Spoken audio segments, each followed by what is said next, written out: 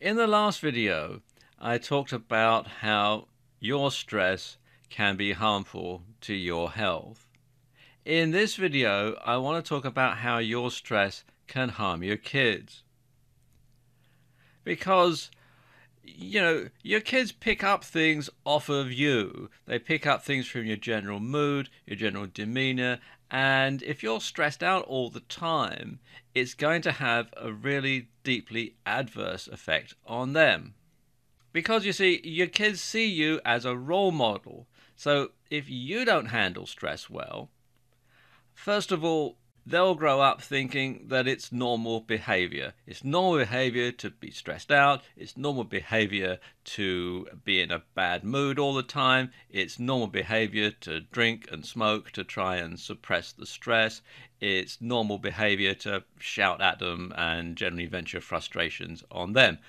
And unfortunately, they'll replicate these behavior patterns when they grow up. So it'll pass down to another generation and another generation, and the whole thing just carries on and on and on.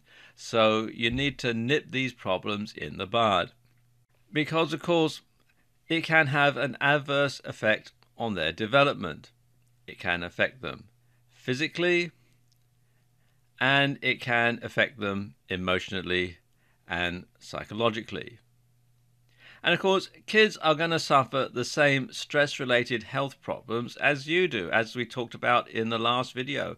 They're going to have problems with high blood pressure, they're going to have problems with indigestion and that sort of thing. So they are as equally vulnerable to the effects of stress as adults are.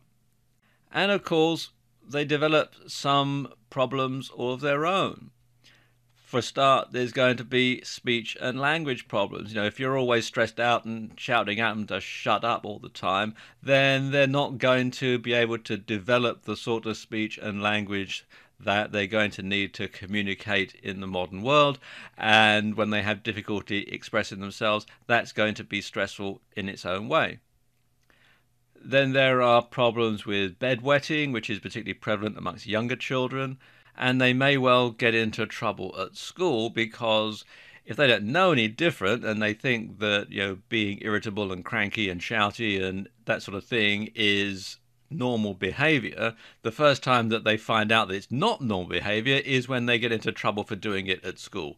So that is another problem. So your stress can affect more people than just you, especially if you have a family. So that's something that you need to take into account and deal with your stress before it starts passing on the trouble to the next generation.